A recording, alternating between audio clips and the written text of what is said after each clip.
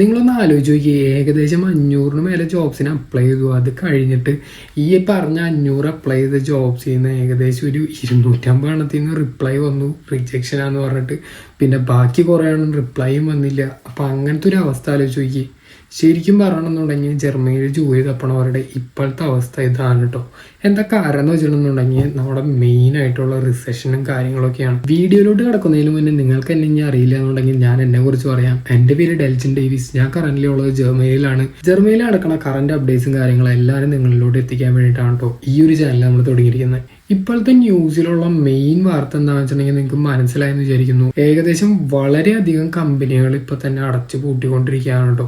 അതുപോലെ തന്നെ ഇപ്പോഴത്തെ ഗവൺമെൻറ് സ്റ്റേറ്റസ് കറക്റ്റ് അല്ലാത്ത കാരണം ശരിക്കും പറഞ്ഞാൽ കമ്പനീസ് തന്നെ നമ്മുടെ ഈ പറഞ്ഞ ബഡ്ജറ്റ് എല്ലാവരും പ്രിസർവ് ചെയ്ത് വെച്ചേക്കാണ്. എന്താ കാരണം എന്ന് വെച്ചിട്ടുണ്ടെങ്കിൽ ഇതിന് മുന്നേ ഉണ്ടായ ഗവൺമെൻറ് ശരിക്കും പറഞ്ഞിട്ടുണ്ടെങ്കിൽ അവരുടെ ബഡ്ജറ്റ്സ് എല്ലാവരും ഗ്രീൻ എനർജിക്ക് വേണ്ടിയിട്ടായിരുന്നു റിസർവ് ചെയ്തിരുന്നത്. പക്ഷേ ഇനി കറൻ്റ്ലി വരുന്ന ഗവൺമെൻറ് ഏതായിരിക്കും എന്ന് ഒരു പിടിയിൽ. ഫെബ്രുവരി 23 നമ്മുടെ എലക്ഷൻ വരുന്നത്. അപ്പോൾ അതിന് ശേഷമാണ് ശരിക്കും പറയണമെന്നുണ്ടെങ്കിൽ നമുക്ക് ഈ പറഞ്ഞ ഏതൊരു ഗവൺമെൻറ് ആയിരിക്കും വരാൻ പോണേ എന്നുള്ള കാര്യത്തിൻ്റെ ഒരു ഉറപ്പ് വരുത്താൻ പറ്റുക.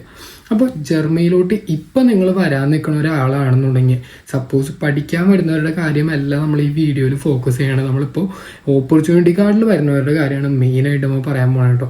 അപ്പോൾ കറക്റ്റ് ആയിട്ടുള്ള ടൈമാണൊന്ന് ജസ്റ്റ് ഒന്ന് പിന്നിലോട്ട് ചിന്തിക്കുക. നിങ്ങൾ ഓൾറെഡി ഒരു കൺട്രിയിൽ സെറ്റിൽഡ് ആണ് എന്നുണ്ടെങ്കിൽ, നിങ്ങൾ ജർമ്മനിയിലോട്ട് മൂവ് ചെയ്യാൻ ഇപ്പോൾ ശ്രമിക്കുകയാണ് എന്നുണ്ടെങ്കിൽ നിങ്ങൾ രണ്ടാമതൊന്ന് ചിന്തിക്കേണ്ട ഒരു സമയമാണ് കേട്ടോ ഇപ്പോൾ എന്ന് പറയണത്. കാരണം നിങ്ങൾ ഓപ്പർച്യൂണിറ്റി കാർഡിൽ ഇങ്ങോട്ട് വരുമ്പോൾ നിങ്ങൾക്ക് ഏകദേശം ഒരു കൊല്ലമാണ് ഈ പറഞ്ഞ പോലെ തന്നെ നമുക്ക് ജോബ് കണ്ടുപിടിക്കാനായിട്ടുള്ള ഒരു ടൈം എന്ന് പറയുന്നത്. അപ്പോൾ ആ ഒരു ടൈമിൽ ജോലി കിട്ടുകയാണെന്നുണ്ടെങ്കിൽ, അപ്പോൾ ഇപ്പോഴാണ് നിങ്ങൾ കയറി വരണേ എന്നുണ്ടെങ്കിൽ ഈ പറഞ്ഞ പോലെ തന്നെ ഗവൺമെൻറ്റിൻ്റെ കാര്യങ്ങളും പിന്നെ ഇലക്ഷനും കാര്യങ്ങളും വരുന്ന കാരണം ഇപ്പോഴത്തെ ഒരു സിറ്റുവേഷൻ വെച്ച് നോക്കുകയാണെന്നുണ്ടെങ്കിൽ ഈ ഗവൺമെൻറ് ഫോം ചെയ്യാൻ ഏകദേശം ഒരു ഒക്ടോബർ വരെയെങ്കിലും സമയം. ഫെബ്രുവരിയിൽ ഇലക്ഷനും കാര്യങ്ങളെല്ലാം കഴിഞ്ഞെന്നുണ്ടെങ്കിൽ പിന്നെ ഏത് പാർട്ടിയാണോ ജയിക്കണേ അതെല്ലാം തീരുമാനിച്ചു വരുമ്പോൾ ശരിക്കും പറയണമെന്നുണ്ടെങ്കിൽ ഒരു ഒക്ടോബർ വരെ എടുക്കും ഈ പറഞ്ഞ എല്ലാ കാര്യങ്ങളും ഒന്ന് സെറ്റായി ശാന്തമാവാൻ കേട്ടോ. അപ്പം നിങ്ങൾക്ക് ഓൾറെഡി ഓപ്പർച്യൂണിറ്റി കാർഡ് കിട്ടി നിൽക്കുന്നവരാണെന്നുണ്ടെങ്കിൽ ഒന്ന് ജർമ്മനിയിലോട്ട് കയറി വരുന്നതിനെ പറ്റിയിട്ട് ജസ്റ്റ് ഒന്നും കൂടി ചിന്തിക്കുക കേട്ടോ.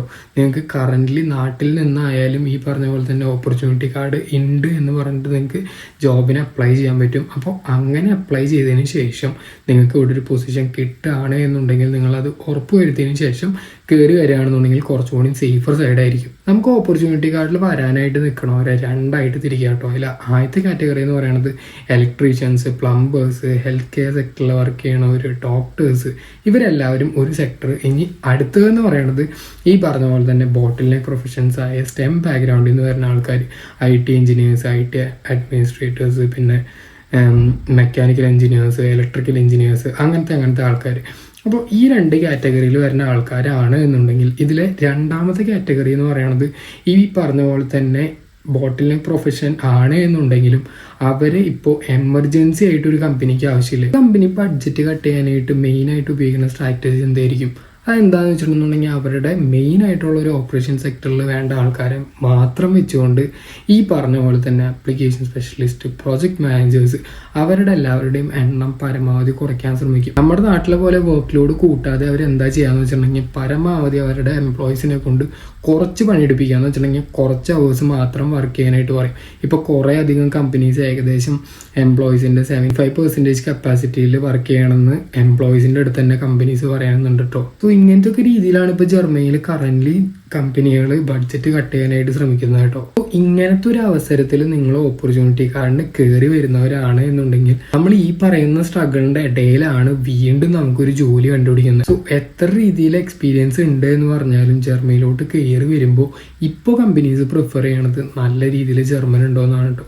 കുറേ ആൾക്കാർ പറയാനുണ്ടായി IT അപ്ലൈ ചെയ്യാനായിട്ട് ജർമ്മൻ വേണ്ട ആവശ്യമില്ല, നിങ്ങൾക്ക് എക്സ്പീരിയൻസ് മാത്രം മതിയെന്ന്. സോ നിങ്ങൾ ജർമ്മനിയിലോട്ട് വന്നിട്ട് ഇപ്പോൾ കറൻ്റ്ലി ജോബ് അപ്ലൈ ചെയ്യുന്ന ആൾക്കാരുടെ അടുത്ത് ചോദിച്ചാൽ മനസ്സിലാവും ഏകദേശം ഒരു B2 ലെവൽ ജർമ്മനെങ്കിലും ഉണ്ട് എന്നുണ്ടെങ്കിലാണ് കറൻ്റ്ലി ഇപ്പോഴത്തെ ജോബ് മാർക്കറ്റിലും എക്കണോമിക് സിറ്റുവേഷനിലും പിടിച്ചു നിൽക്കാൻ പറ്റുള്ളൂ. പിന്നെ കുറേ അധികം കമ്പനീസ് ഇപ്പോൾ റീഓർഗനൈസേഷൻ ചെയ്യുന്നുണ്ട്. അപ്പോൾ ഈ റീഓർഗനൈസേഷൻ എന്ന് അവർ ഉദ്ദേശിക്കുന്നത് എന്താണെന്ന് വെച്ചിട്ടുണ്ടെങ്കിൽ കമ്പനിയിലോട്ട് അഡാപ്റ്റ് ആക്കാൻ പറ്റാത്ത എംപ്ലോയീസിനെ പയ്യെ അവർ മാറ്റി നിർത്തിയിട്ട് ഈ പറഞ്ഞ പോലെ തന്നെ കമ്പനിയിലോട്ട് അഡാപ്റ്റ് ആവാൻ പറ്റിയ ആൾക്കാരെ ഹയർ ചെയ്യുക.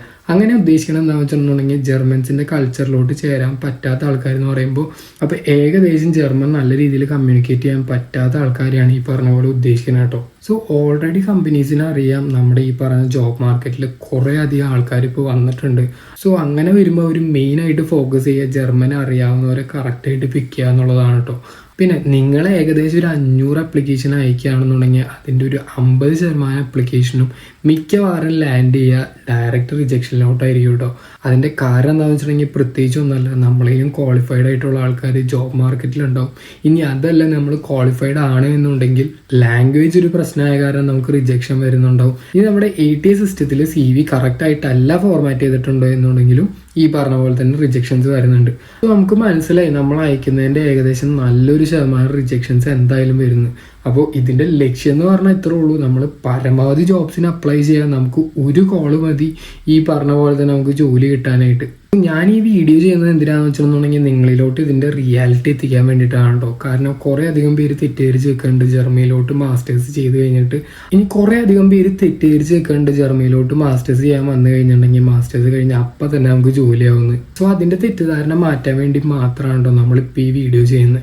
ഇനി അതുപോലെ തന്നെ കറൻ്റ്ലി നമ്മുടെ ജർമ്മനിയിൽ ഇപ്പോൾ മാസ്റ്റേഴ്സ് ചെയ്തുകൊണ്ടിരിക്കുന്ന ഒരു സ്റ്റുഡൻ്റ് ആണെന്നുണ്ടെങ്കിൽ ഒരു സ്റ്റുഡൻറ്റ് 1.5 വർഷത്തിൻ്റെ കോഴ്സാണ് എടുത്തേക്കണമെന്നുണ്ടെങ്കിൽ ആ ഒരു കോഴ്സ് കംപ്ലീറ്റ് ചെയ്യാനായിട്ട് മിനിമം ഒരു 5 സെമസ്റ്ററെങ്കിലും എടുക്കും. ഈ 3 സെമസ്റ്ററിൻ്റെ കോഴ്സ് കംപ്ലീറ്റ് ചെയ്യാനായിട്ട് ഒരു ആവറേജ് സ്റ്റുഡൻറ്റ് കംപ്ലീറ്റ് ചെയ്യണത് ഏകദേശം ഒരു 5 സെമസ്റ്റർ കൊണ്ടായിരിക്കും. എന്താ കാരണം എന്ന് വെച്ചിട്ടുണ്ടെങ്കിൽ ഓൾറെഡി നമ്മൾ ആദ്യമായിട്ടാണ് ജർമ്മനിയിലോട്ട് വരുന്നത്. അപ്പോൾ ആദ്യമായിട്ട് ജർമ്മനിയിലോട്ട് വരുമ്പോൾ എങ്ങനെയാണ് ഇവിടുത്തെ എക്സാമിൻ്റെ സ്ട്രക്ചർ, എങ്ങനെയാണ് ഇവിടുത്തെ സബ്ജക്ട്സ് എടുക്കുന്നത്, അങ്ങനത്തെ കാര്യങ്ങളൊന്നും നമുക്ക് ആദ്യത്തെ സെമസ്റ്ററിൽ അറിയാണ്ടാവില്ല. അപ്പോൾ എത്ര പരമാവധി സബ്ജക്ട്സ് എടുത്താലും ഇപ്പോൾ ഒരു ആവറേജ് സ്റ്റുഡൻറ്റിനെ കൺസിഡർ ചെയ്യുമ്പോൾ നമുക്ക് പരമാവധി സബ്ജക്ട്സ് എടുക്കൽ ഈ പറഞ്ഞ പോലെ തന്നെ ഫീസിബിൾ ആയിരിക്കില്ല. അപ്പോൾ നമുക്ക് പറ്റിയ സബ്ജക്ട്സ് മാത്രം എടുത്തിട്ടാണ് പാസ്സാവാൻ ശ്രമിക്കുക. അങ്ങനെ ഒരു സെമിസ്റ്റർ നമ്മുടെ പോകും. ഇനി അതുപോലെ തന്നെ ലാസ്റ്റത്തെ ഒരു സെമിസ്റ്റർ തീസിസ് ഇൻറ്റേൺഷിപ്പും കുറേ പേര് ഒരു കൊല്ലമായിട്ട് ചെയ്യണവരുണ്ട്. അപ്പോൾ അങ്ങനെ എടുത്തു കഴിയുമ്പോൾ 3 സെമിസ്റ്ററിൻ്റെ ഒരു കോഴ്സ് ഒരു ആവറേജ് സ്റ്റുഡൻറ്റ് പാസ്സാവുന്നത് ഏകദേശം 5 സെമിസ്റ്ററിലായിരിക്കും. സോ ജർമ്മനിയിലോട്ട് ഇപ്പം നിങ്ങൾ മാസ്റ്റേഴ്സിനോട്ട് വരാൻ നിൽക്കുന്ന ഒരു സ്റ്റുഡൻ്റ് ആണ് എന്നുണ്ടെങ്കിൽ നിങ്ങളിപ്പോൾ 2025 കയറി ഏകദേശം 2028 ആകുമ്പോഴായിരിക്കും ഈ പറയണ പോലെ തന്നെ നിങ്ങൾ ജോബ് മാർക്കറ്റിലോട്ട് ഇറങ്ങുക. അപ്പോൾ ഈ ഒരു 3 കൊല്ലം ഗ്യാപ്പുള്ള കാരണം നമുക്ക് ഇപ്പോൾ കറക്റ്റായിട്ട് പ്രിഡിക്റ്റ് ചെയ്യാൻ പറ്റില്ല എങ്ങനെയാണ് അപ്പോൾ ജർമ്മനിയുടെ മാർക്കറ്റ് ഇരിക്കുക എന്നുള്ള കാര്യം. പക്ഷേ നമ്മളൊരു പോസിറ്റീവായിട്ട് തിങ്ക് ചെയ്യുകയാണെന്നുണ്ടെങ്കിൽ ഏകദേശം 3 കൊല്ലം അല്ലാന്നുണ്ടെങ്കിൽ ഒരു 1.5 കൊല്ലം കഴിയുമ്പോഴേക്കും ഒരു എക്കണോമിക് സ്റ്റെബിലിറ്റി വരുന്നതാണ് നമ്മൾ കരുതുന്നത്. എന്താ കാരണം എന്ന് വെച്ചിട്ടുണ്ടെങ്കിൽ ഇപ്പോഴത്തെ കറണ്ട് എക്കണോമിക് ഡിസബിലിറ്റിയുടെ കാരണം എന്ന് പറഞ്ഞിട്ടുണ്ടെങ്കിൽ ഈ പറഞ്ഞ പോലത്തെ എലക്ഷനും കാര്യങ്ങളും ഒക്കെയാണ് മെയിനായിട്ടുള്ള കാരണം. പിന്നെ അവിടെ കൊറോണയുടെ ക്രൈസിസും വന്നിട്ടുണ്ട്, അതുപോലെ തന്നെ റഷ്യ യുക്രൈൻ വാറിൻ്റെ ക്രൈസിസും ഉണ്ട്. സോ ഏകദേശം 3 കൊല്ലമൊക്കെ എടുക്കുമ്പോഴേക്കും നമ്മൾ അതിൽ നിന്ന് കരകയറുന്നു വിചാരിക്കുക. പക്ഷേ ഇപ്പോൾ ഓപ്പർച്യൂണിറ്റി കാർഡിൽ വരാൻ നിൽക്കുന്നവരുടെ അവസ്ഥ എന്ന് വെച്ചിട്ടുണ്ടെന്നുണ്ടെങ്കിൽ ഇപ്പോഴത്തെ കറൻ്റ്ലി ജർമ്മനിയുടെ അവസ്ഥ കുറച്ച് പരിതാപകരമാണ്. ഈ വീഡിയോ കാണുമ്പോൾ നിങ്ങൾക്ക് ജർമ്മനിയുടെ ഫുള്ള് നെഗറ്റീവായിട്ട് തോന്നാം, പക്ഷേ ഇപ്പോൾ കറൻ്റ്ലി ഇവിടുത്തെ അവസ്ഥയാണ് നമ്മളിപ്പോൾ പങ്കുവയ്ക്കാനായിട്ട് ശ്രമിക്കുന്നത് കേട്ടോ. ഇനി ജർമ്മനിയിലോട്ട് നിങ്ങൾ മാസ്റ്റേഴ്സിന് വരികയാണെന്നുണ്ടെങ്കിൽ ഇപ്പോഴും ഞാൻ വിശ്വസിക്കുന്നത് ജർമ്മനിയിൽ നല്ല രീതിയിൽ മാസ്റ്റേഴ്സിന് സ്കോപ്പ് ഉണ്ടെന്നാണ്. കാരണം എന്താണെന്ന് വെച്ചിട്ടുണ്ടെങ്കിൽ ഈ പറഞ്ഞ പോലത്തെ എഡ്യൂക്കേഷൻ സിസ്റ്റം കുറേ അധികം യൂണിവേഴ്സിറ്റീസിലും ഇപ്പോഴും പബ്ലിക് യൂണിവേഴ്സിറ്റീസിലും നല്ല രീതിയിൽ ഫീസ് കുറവിലാണ് നമുക്ക് പഠിക്കാൻ പറ്റുന്നത്. അതുപോലെ തന്നെ എല്ലാ യൂണിവേഴ്സിറ്റീസും ഫീസൊന്നും ഭയങ്കരമായിട്ട് ഉയർത്തിയിട്ടില്ല. അപ്പോൾ നല്ല രീതിയിൽ ക്വാളിറ്റി എഡ്യൂക്കേഷൻ പ്രൊവൈഡ് ചെയ്യുന്ന ഒരു കൺട്രി എന്നുള്ള നിലയ്ക്ക് ജർമ്മനി നിങ്ങൾക്ക് നല്ല രീതിയിൽ പ്രിഫർ ചെയ്യാവുന്നതാണ് കേട്ടോ. ഇനി ജർമ്മനിയിലോട്ട് വരുമ്പോൾ നിങ്ങൾ എന്തായാലും വീണ്ടും ഞാൻ പറയുന്നത് ഇപ്പോഴത്തെ രീതിയിൽ ഉറപ്പാക്കേണ്ടത് ജർമ്മൻ തന്നെയാണ് കേട്ടോ. കാരണം ജർമ്മനിൽ സൗണ്ട് ആയിരിക്കുക, അതാണ് നമ്മുടെ ഇപ്പോഴത്തെ ഒരു എക്കണോമിക് സിറ്റുവേഷനും അല്ല എന്നുണ്ടെങ്കിൽ ജോബ് മാർക്കറ്റിൽ നമുക്ക് പിടിച്ചെടുക്കാനായിട്ടുള്ള ഏക മാർഗം എന്ന് പറയുന്നത്. ഇനി നിങ്ങളുടെ ജർമ്മൻ കുറച്ചും കൂടി ഇമ്പ്രൂവ് ചെയ്യാൻ വേണ്ടിയിട്ട് കുറേ അധികം മാർഗ്ഗങ്ങളുണ്ട്. അപ്പോൾ അതിലെ ഒരു മാർഗ്ഗമാണ് കേട്ടോ നമ്മളിന്ന് മെയിനായിട്ടുള്ള ഇതിലെ ടിപ്പായിട്ട് പറയാൻ പോകുന്നത്. എന്താണെന്ന് വെച്ചിട്ടുണ്ടെങ്കിൽ ഇപ്പോൾ കറൻ്റ്ലി ഇപ്പോൾ നിങ്ങൾ സ്പോട്ടിഫൈ എടുത്ത് നോക്കുകയാണെന്നുണ്ടെങ്കിൽ കുറേ അധികം പോഡ്കാസ്റ്റുകളുണ്ട്. അപ്പോൾ നിങ്ങളുടെ ഫ്രീ ടൈമിൽ ഈ പറഞ്ഞ പോലെ തന്നെ പോഡ്കാസ്റ്റുകൾ കേൾക്കാനായിട്ട് ശ്രമിക്കുക. അപ്പോൾ ഓരോ പോഡ്കാസ്റ്റ് നിങ്ങൾ കേൾക്കുമ്പോൾ ഓരോ സിറ്റുവേഷനിലും നിങ്ങൾ എങ്ങനെയാണ് ജർമ്മനിൽ ഹാൻഡിൽ ചെയ്യുന്നതായിരിക്കും മിക്ക പോഡ്കാസ്റ്റും പറയുന്നത്. അപ്പോൾ അതിലെ കുറച്ച് പോഡ്കാസ്റ്റ് നമ്മൾ ഡിസ്ക്രിപ്ഷനിൽ കൊടുത്തിട്ടുണ്ട്. അപ്പോൾ അത് നിങ്ങൾ നോക്കുകയാണെന്നുണ്ടെങ്കിൽ നിങ്ങൾക്ക് ഈ പറഞ്ഞ പോലത്തെ റിലേറ്റഡ് പോഡ്കാസ്റ്റും കാര്യങ്ങളൊക്കെ കണ്ടിട്ട് നിങ്ങൾക്ക് കുറച്ചും കൂടി നിങ്ങളുടെ ജർമ്മൻ ഇമ്പ്രൂവ് ചെയ്യാവുന്നതാണ്. ഇനി അടുത്തൊരു കാര്യം നിങ്ങൾ ജർമ്മൻ പഠിക്കുമ്പോൾ ശ്രദ്ധിക്കേണ്ടത് എന്താണെന്ന് വെച്ചിട്ടുണ്ടെങ്കിൽ നിങ്ങൾ ചെറിയ ചെറിയ വാക്കുകൾ പഠിക്കുന്നതിൻ്റെ കൂടെ തന്നെ നിങ്ങൾ ഏതൊരു ടെക്നിക്കൽ ഫീൽഡിലാണോ വർക്ക് ചെയ്യണേ അതിൻ്റെ ജർമ്മൻ കുറച്ച് പഠിക്കുന്നത് നല്ലതായിരിക്കും. ഇപ്പോൾ ഈ പറഞ്ഞ പോലെ തന്നെ നിങ്ങൾ IT ആണെന്നുണ്ടെങ്കിൽ നിങ്ങൾ കമ്പ്യൂട്ടറിൽ ഉപയോഗിക്കണം അല്ലെങ്കിൽ കമ്പ്യൂട്ടർ വേൾഡിൽ ഉപയോഗിക്കണം കുറച്ച് വാക്കുകൾ നിങ്ങൾ പഠിക്കുക. ആ വാക്കുകൾ നിങ്ങൾ പഠിക്കുമ്പോൾ തന്നെ മെയിനായിട്ടുള്ള ഗുണം എന്താണെന്ന് വെച്ചിട്ടുണ്ടെങ്കിൽ നിങ്ങളൊരു ഇൻ്റർവ്യൂ വരികയാണെന്നുണ്ടെങ്കിൽ ഇപ്പോൾ ഈ പറഞ്ഞ പോലെ തന്നെ ടെക്നിക്കൽ ഇൻ്റർവ്യൂവിൽ ചോദിക്കുന്ന ചോദ്യങ്ങൾ പെട്ടെന്ന് തന്നെ നിങ്ങൾക്ക് മനസ്സിലാക്കാനായിട്ട് ഈ പറഞ്ഞ വാക്കുകളൊക്കെ പഠിക്കുമ്പോൾ ഹെൽപ്ഫുൾ ആയിരിക്കും കേട്ടോ. ഇനി ഓപ്പർച്യൂണിറ്റി കാർഡിൽ നിങ്ങൾ വരാനിരിക്കുന്ന ഒരാളാണെന്നുണ്ടെങ്കിൽ മെയിനായിട്ട് ശ്രദ്ധിക്കേണ്ട ഒരു കാര്യമാണ് ജർമ്മനിയിലോട്ട് അപ്ലൈ ചെയ്യുമ്പോൾ നമ്മുടെ നാട്ടിലെ പോലെ വെറുതെ ഒരു CV വെച്ചിട്ട് നമുക്ക് അപ്ലൈ ചെയ്യാൻ പറ്റില്ല. പക്ഷേ അതിൻ്റെ കൂടെ തന്നെ നല്ല രീതിയിലുള്ള കവർ ലെറ്റർ ടൈലർ ചെയ്തിട്ട് വേണം നിങ്ങൾ ഇങ്ങോട്ട് അപ്ലൈ ചെയ്യാനായിട്ട്. അപ്പോൾ ജർമ്മനിയിലോട്ട് അപ്ലൈ ചെയ്യുമ്പോൾ നിങ്ങൾക്ക് 2 രീതിയിൽ നിങ്ങൾക്ക് അപ്ലൈ ചെയ്യാം.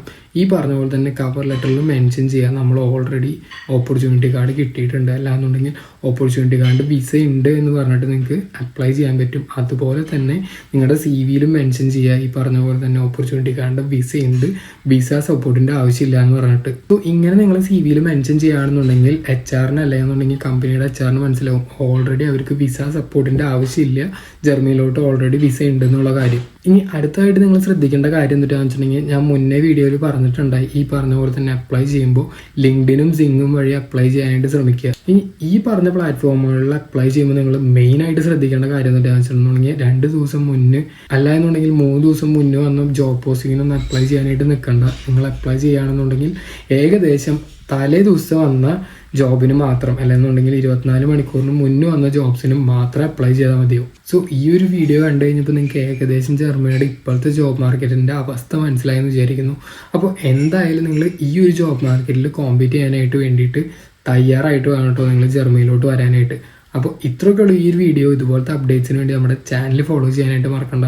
പിന്നെ എന്തെങ്കിലും സംശയങ്ങളും കാര്യങ്ങളും ഉണ്ടെന്നുണ്ടെങ്കിൽ നമ്മുടെ കമൻറ്റ് ബോക്സിൽ കൊടുക്കുക. അപ്പോൾ എന്തായാലും അടുത്തൊരു വീഡിയോ കാണാം. ശരി എന്നാൽ.